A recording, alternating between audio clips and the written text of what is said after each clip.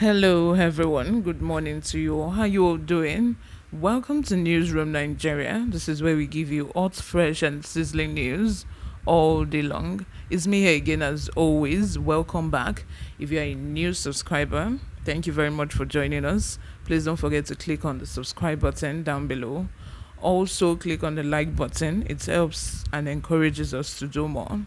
If you're an old subscriber, welcome back. My OGs, thank you for joining us. Thank you for tuning in. Now to the news for today.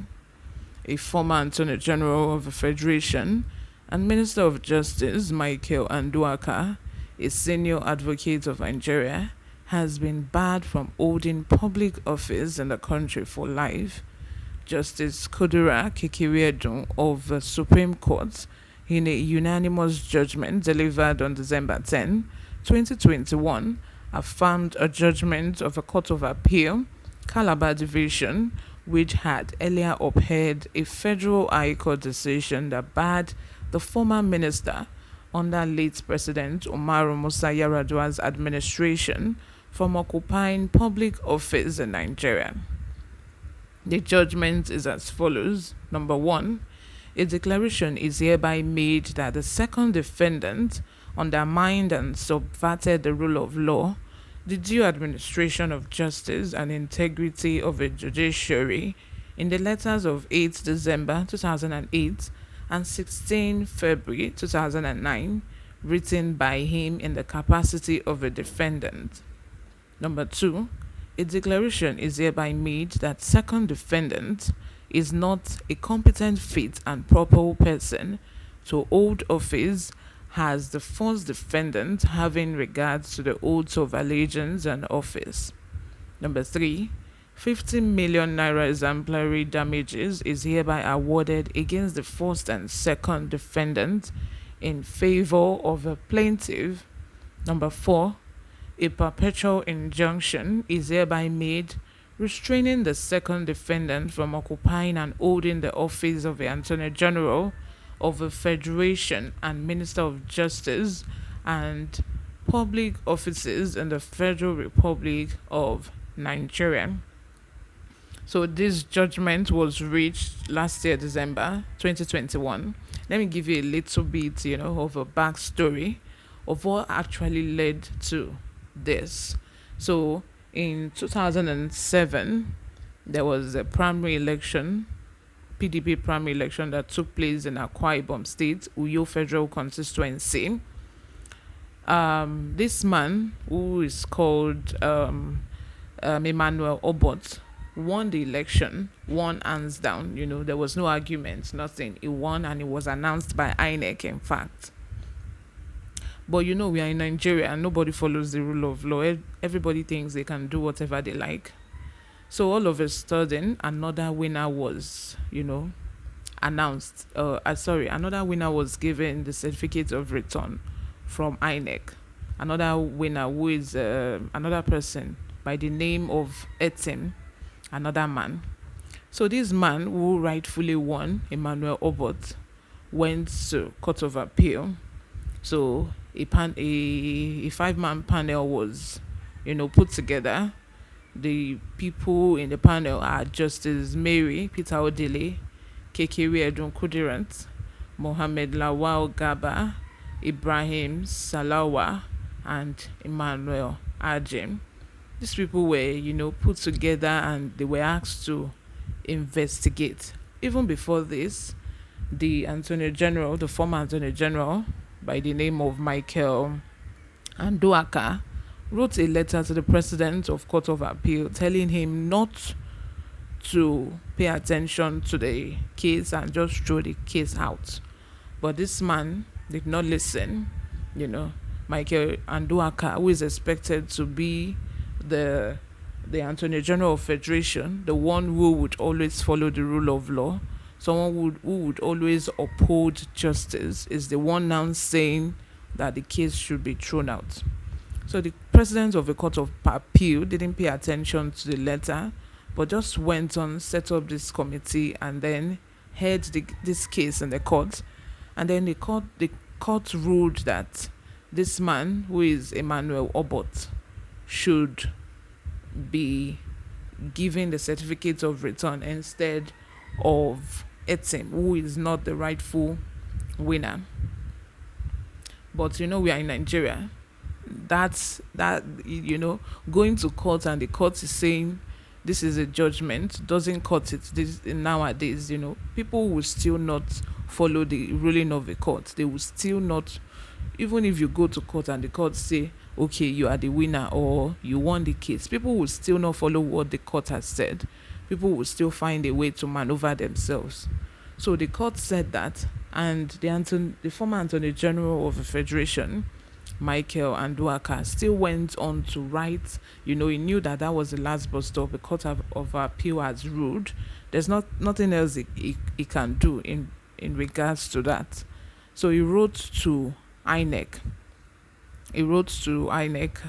And then told INEC to not still give this man the certificate of return, not to uphold what the Court of Appeal has said, that they should just follow the normal status quo and just move on with it. He didn't stop there. He also wrote to the Senate. He wrote to them saying that they should follow the status quo. They should not budge, not to follow what the Court of Appeal has ruled. So this normal status quo was in play. Nothing happened. And mind you, before I forget, Etim, the person who is not the rightful owner, he also filed a case, of which the case was thrown out immediately.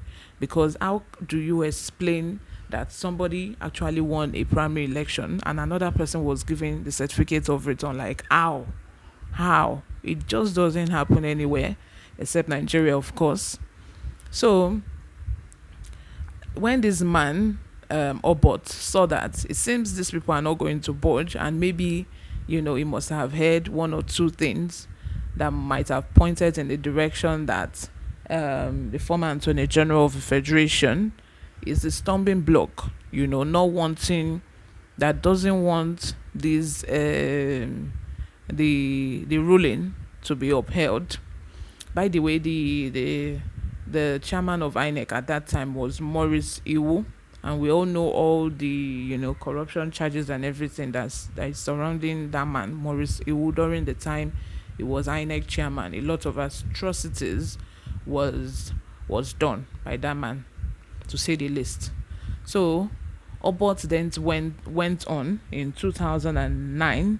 He then filed a lawsuit against the Attorney General of the Federation. So you can see we are in a lawless country. Anything goes. You can do anything and you get away with it. People do not follow the rule of law. People do not follow what the law says. But I'm so shocked that most people in Nigeria, they do whatever they like. They don't follow the rule of law. Nobody's following the traffic rules and regulation. Even at the red light, people will just speed off and go, do their daily things. It's as if it's normal. But these same people, when they travel out of the country, when they go to the white countries and they see how things are done there, these people they will then sit tight. They no longer become that lawless individual that they are in their own country. They will just start behaving like a normal human being that has correct sense. You get what I'm saying? But the moment they reach the airport, back into the country, back into Nigeria, they go back to their old ways and start behaving anyhow. Like, I've always thought of that. Why is that? Why do that happen? It is because they know that there is no consequence for their action. But over there, they know that any little thing that you do like this, you are driving, even if you are not drunk, you are driving and the police stop you and they mistakenly smell alcohol in your breath, you're going to jail.